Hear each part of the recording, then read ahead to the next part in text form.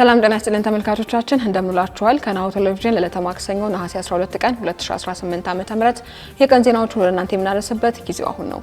ከዜናዎቹ ጋር ሀብታማ አያሌው ነኝ። አብራችሁን ቆዩ።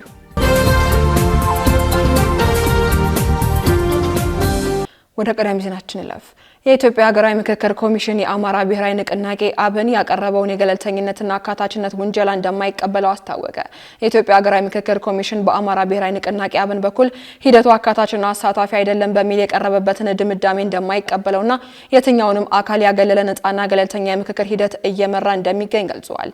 ኮሚሽኑ ባወጣው መግለጫ የአብንን መግለጫ ተከትሎ ተገቢውን ምርመራና ማጣራት ካደረገ በኋላ የፓርቲውን ድምዳሜ የማይጋራ መሆኑን ገልጿል። የምክክር ሂደቱ የማንኛውም ፓርቲ የመንግስት አካል ወይንም የተለየ ቡድን የፖለቲካ አጀንዳ ለማስፈጸም የሚውል አለመሆኑንና የተለያዩ ፍላጎቶችን በእኩልነት የሚስተናገዱበት ሀገራዊ መድረክ መሆኑን አብራርተዋል።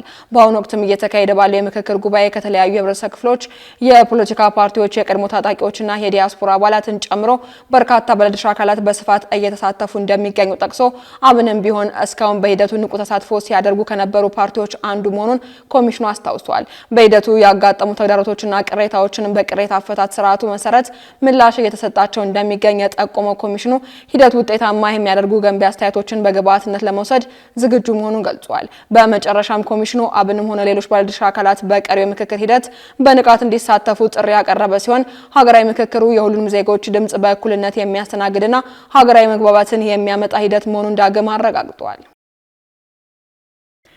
በመንግስት ዩኒቨርሲቲዎች የፕሬዝዳንቶች አሰያየም በብቃትና በውድድር ላይ የተመሰረተ አዲስ አሰራር ተግባራዊ ሆነ።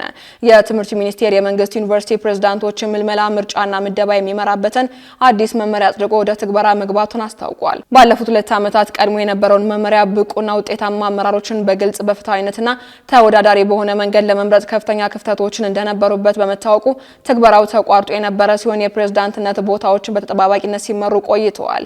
አሁን ከባለድርሻ አካላትና ከሙያ ተኞች ጋር በተደረገ ሰፊ ምክክር የጸደቀው አዲሱ መመሪያ የፕሬዝዳንትነት ቦታዎች በግልጽ በፍትሃዊነት እንዲሁም በብቃትና በውድድር ላይ በተመሰረተ ሂደት ለመሙላት የሚያስችል ነው ተብሎለታል።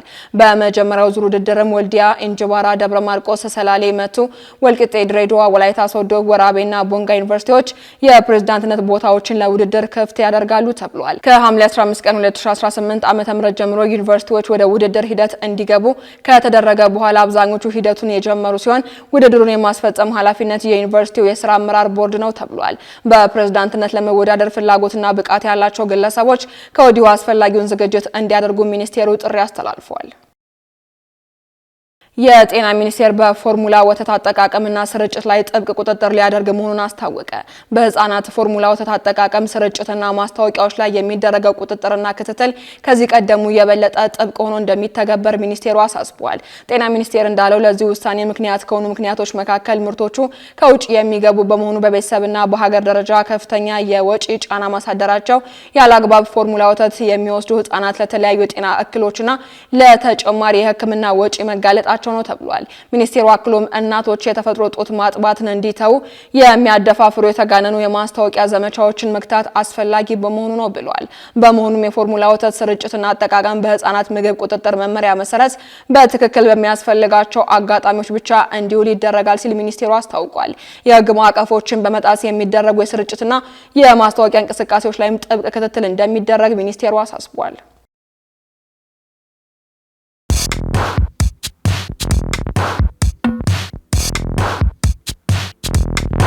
የማድረስ አገልግሎት የወደፊት ዕጣ ፈንታ እዚህ ደርሷል። በትሩዝ የታገዘም ትሩዝ ዴሊቨሪን እናስተዋውቆ።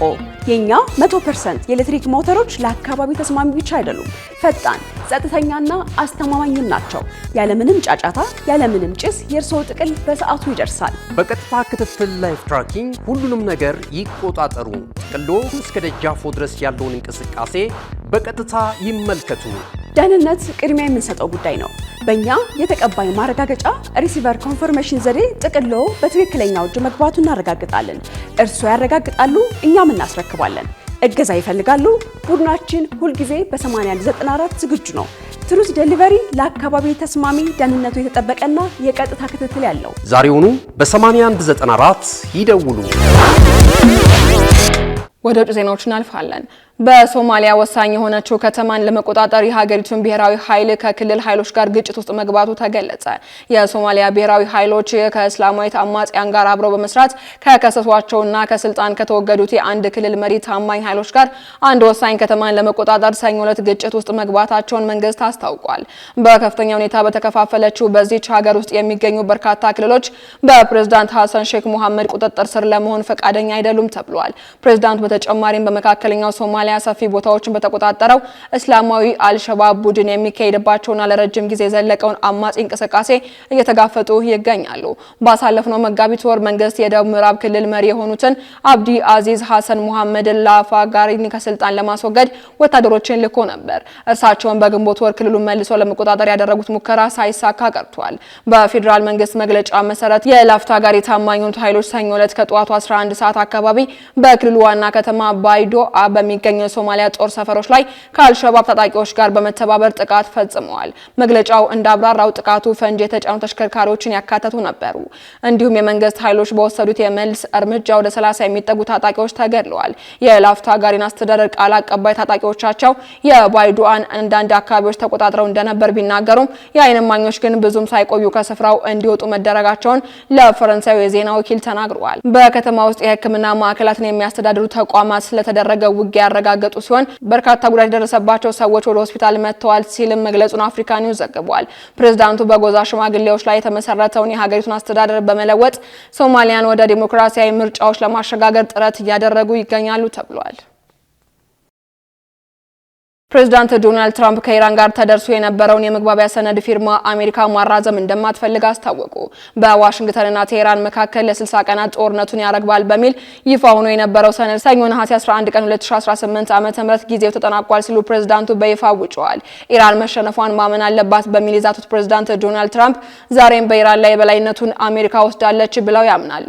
አደገኛው የትራምፕ አቋም በኢራን ላይ ውሃ የማያነሳ ሀሳብ ተደርጎ በቴህራን በኩል የሚወሰድ ሆኗል ተብሏል። ፕሬዝዳንቱ ሀገራቸው ከአብዮታዊ ዘቡ ጋር እየተደራደረች ነው ቢሉም አብዮታዊ ዘቡ ግን በፍጹም ከትራምፕ አስተዳደር ጋር ንግግር የለኝም ሲል አስተባብሏል። ትራምፕ ኢራን ሙሉ ለሙሉ እጅ ትስጥ ማለታቸውን በጦር ሜዳ ያለውን ሁኔታ በትክክል ካለመገምገም የተነሳ ያጋሩት ሀሳብ እንደሆነ ያሳያል በሚል የጦር አዋቂዎች ተችተዋቸዋል። በሌላ በኩል ኢራን ዲፕሎማሲውን ከማይሰራ ከሆነ ሆርሙዝን ሙሉ ለሙሉ ለመቆጣጠር አደገኛ እርምጃ ልትወስድ እንደምትችልም ዝታለች። ካሽጎ በየትኛውም ዓለም ሆነው በማንኛውም ሰዓት ለወገኑ የሚደርሱበት ፈጣን የገንዘብ መላኪያ ተከፈተሎ። ማስተርና ቪዛ ካርዶን በመጠቀም ከ5 እስከ 20 ዶላር የሚልኩበት አዲስ የገንዘብ መላኪያ መንገድ። ካሽጎን ለየት የሚያደርገው የትኛውም የገንዘብ ዝውውር በፍጥነት አገልግሎት ከመስጠቱም ባሻገር ለማንኛውም አገልግሎት ምንም አይነት ክፍያ አለመጠየቁ ነው። በሀገራችን ታሪክ ገንዘብን ከውጪ ወደ ሀገር ቤት በማስተላለፍ በመተግበሪያ መልክ አገልግሎት መስጠት የጀመረው የመጀመሪያው ሀገር በቀል የገንዘብ መላኪያ ዘዴ ካሽጎ ከ4500 በላይ ባሉ የባንክ ቅርንጫፎች አገልግሎት እየሰጠ ይገኛል። ገንዘቦን በሰኮንዶች ልዩነት ውስጥ ይፈልጉ በአካውንቶ ወይንም በእጆ ቆጥረው የሚወስዱበት ልዩ ዘዴ። በቅርቡ ሁሉንም ኢትዮጵያዊ ባለቤት ለማድረግ ጉዞ የጀመረው ካሽጎ ዛሬውኑ መተግበሪያውን በስልኮ ላይ በመጫን የአገልግሎቱ ተጠቃሚ ሆኖ ፍጥነት መለያችን፣ ኢትዮጵያን መክፈቻችን፣ ካሽጎ ነው መላኪያችን። ካሽጎ የአዲሱ ትውልድ ብራንድ። ተመልካቾቻችን ከናሁ ቴሌቪዥን ለዕለቱ ያዝንላችሁ የቀን ዜናዎች እስካሁኖች ነበሩ። ዜናዎቹን ለእናንተ ያደረስን አብራችሁ ቆየሁት ሀብታማ እያለ ነበርኩኝ። ሰነቀ